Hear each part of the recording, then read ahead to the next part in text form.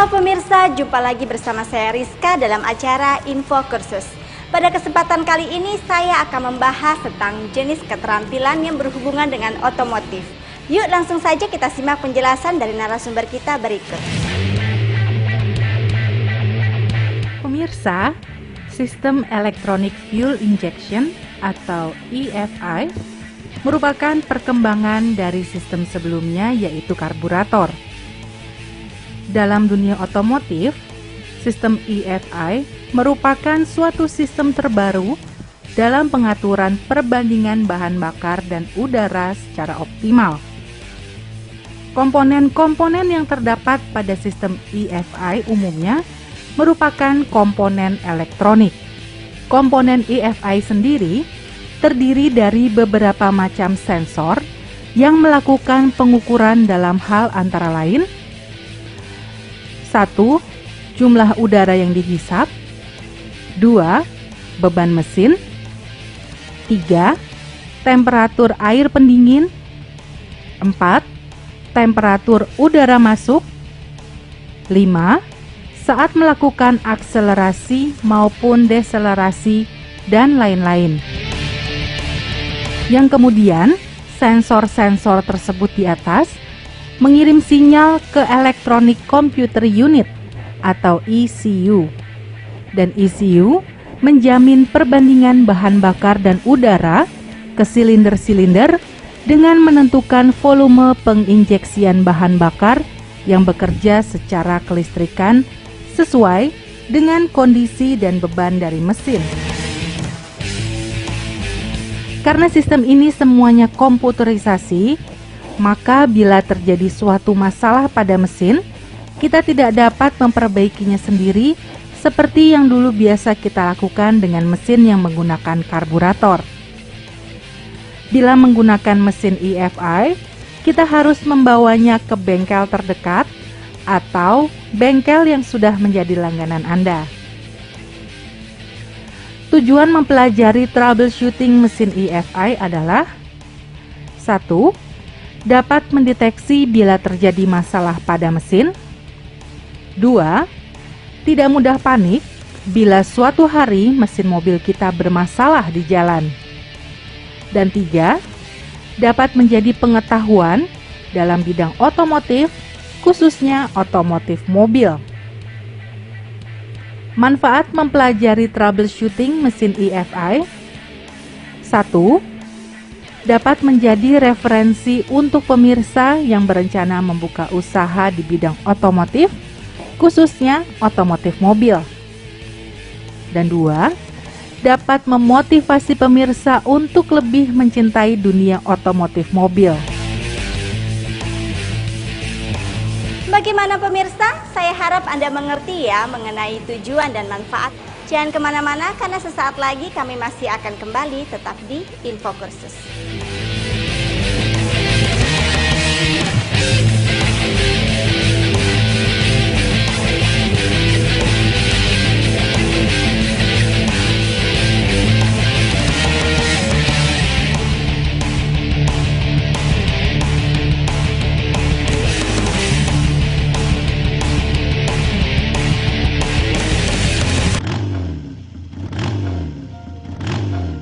Untung dulu saya ikut kursus. Saya jadi sekretaris pun juga karena kursus. Saya bisa berwirausaha karena kursus. Kursus so penting buat cari nafkah. Makanya kursus. Benar, survei membuktikan. Makanya kursus.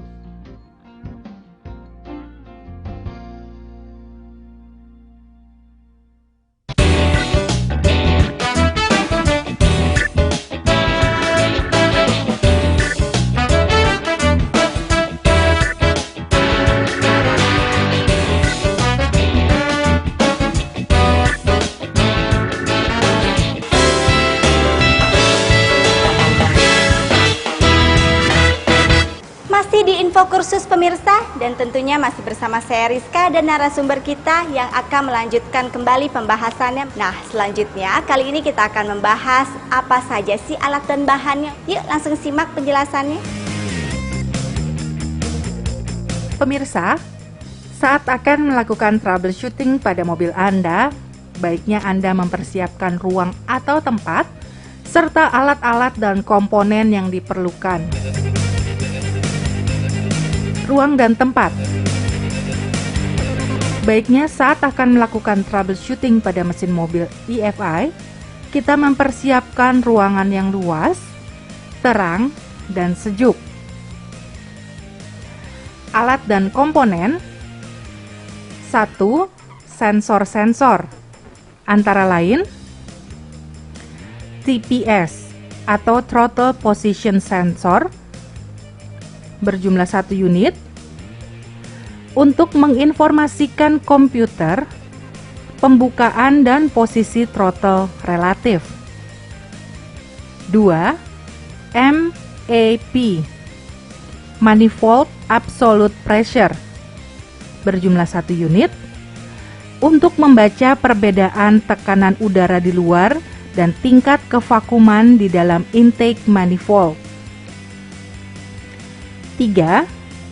AFM atau Airflow Mass berjumlah 1 unit untuk membaca banyak sedikitnya udara yang akan masuk ke dalam intake manifold. 4. IAT atau Intake Air Temperature berjumlah 1 unit untuk mengukur suhu udara yang masuk. 5. CMP atau Camshaft Position berjumlah 1 unit untuk membaca posisi dari camshaft atau noken as.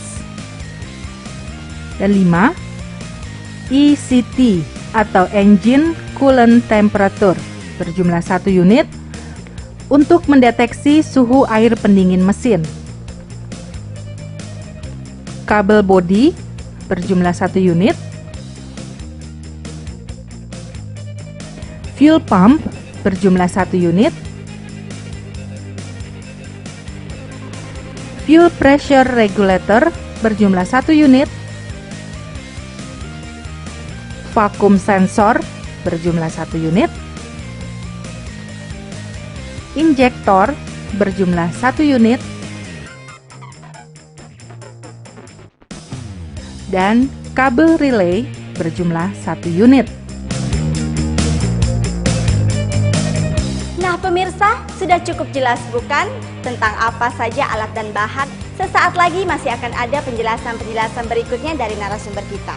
Jadi jangan kemana-mana, tetap di Info Kursus.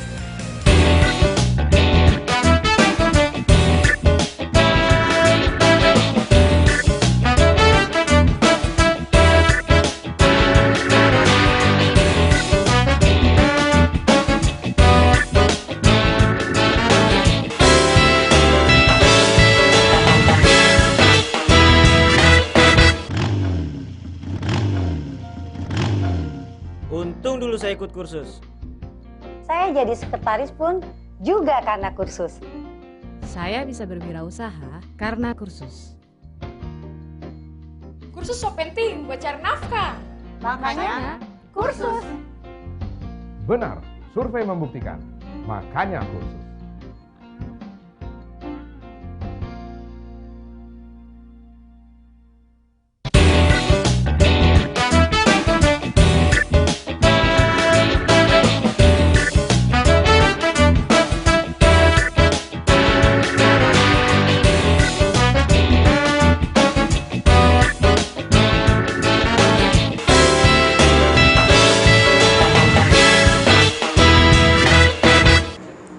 Terima kasih pemirsa, Anda masih tetap setia di depan layar kaca Anda untuk menyaksikan acara ini.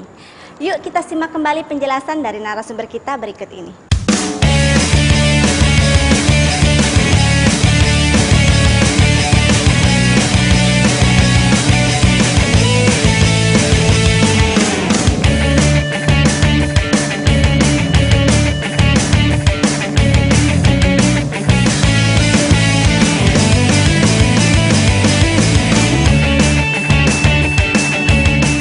Ada beberapa troubleshooting pada mesin EFI ini.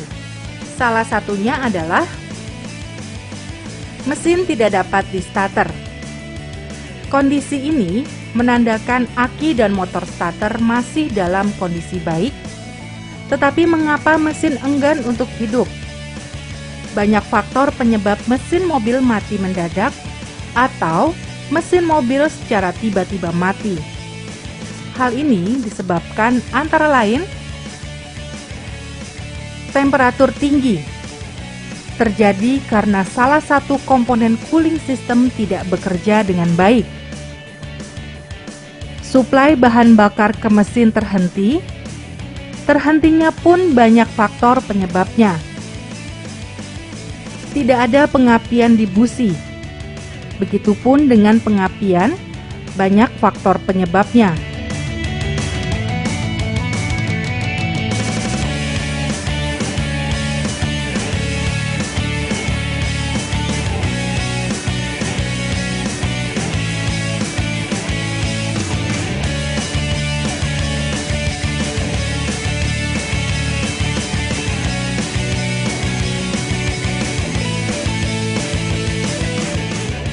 Mesin mati mendadak karena suplai bahan bakar terhenti, itu merupakan hal yang biasa. Periksalah komponen elektrikal, di antaranya sekring, relay fuel pump atau fuel pump itu sendiri,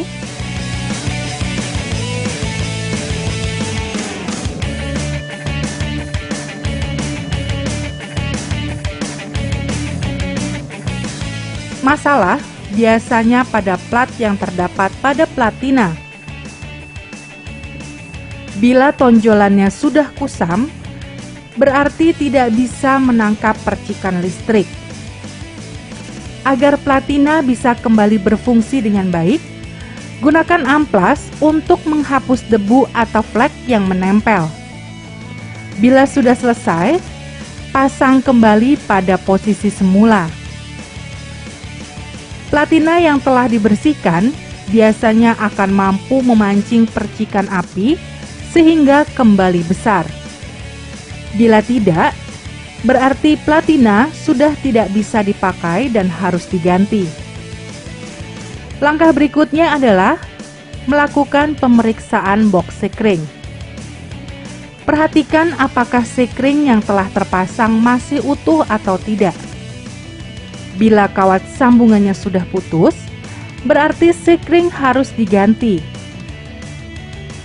Untuk keadaan darurat, Anda bisa memakai kawat atau serabut kabel untuk dipasang sementara pada sekring tersebut. Hal ini tidak direkomendasikan sebagai solusi permanen. Karena itu, ganti secepatnya dengan membawa mobil Anda ke bengkel.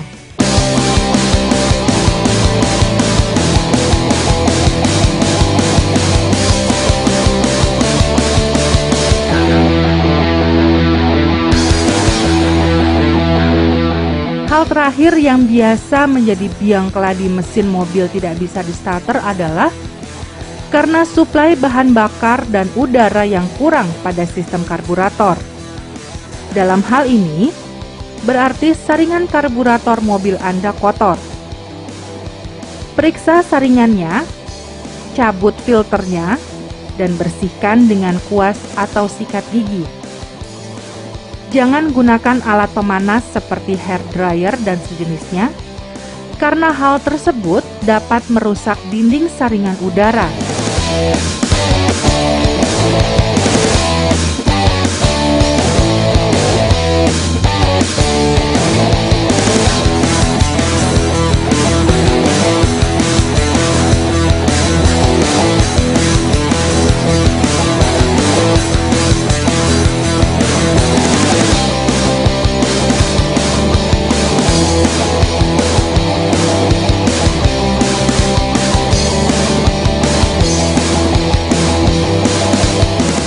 Selanjutnya masih akan ada pembahasan-pembahasan yang lainnya. Jadi tetap di Info Kursus.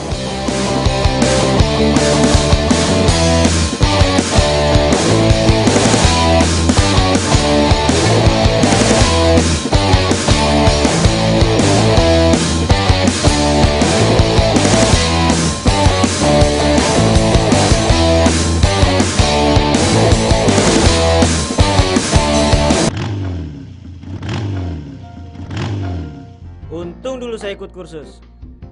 Saya jadi sekretaris pun juga karena kursus. Saya bisa berwirausaha karena kursus. Kursus so penting buat cari nafkah. Makanya kursus. Benar, survei membuktikan. Makanya kursus.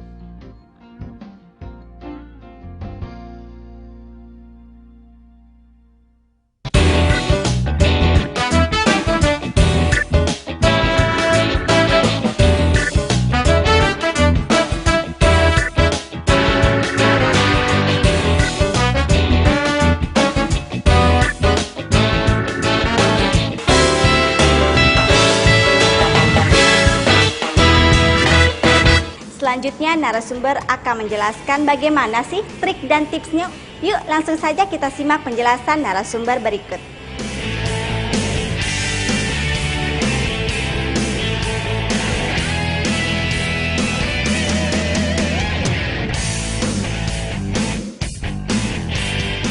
Pemirsa, tips dan trik untuk episode kali ini adalah 1. Lakukanlah pemeriksaan ringan bila mobil Anda tiba-tiba tidak bisa di-starter. Dan 2. Jangan sembarangan mencabut atau membersihkan mesin mobil Anda. Bila tidak bisa, panggillah mekanik yang sudah biasa menangani mobil Anda.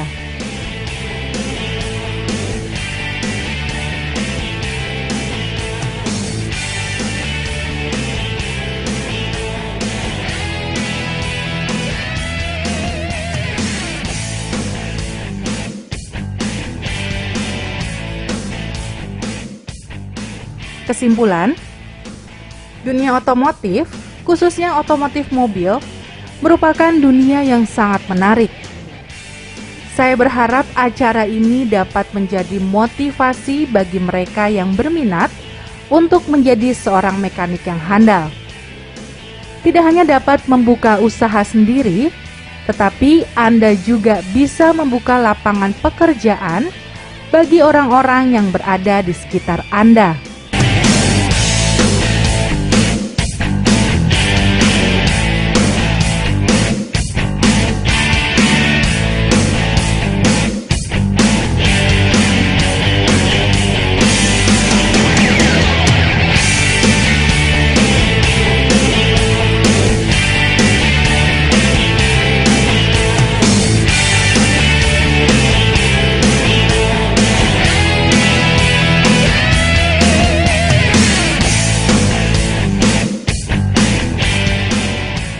Pemirsa, demikianlah penjelasan dari kami tentang keterampilan otomotif.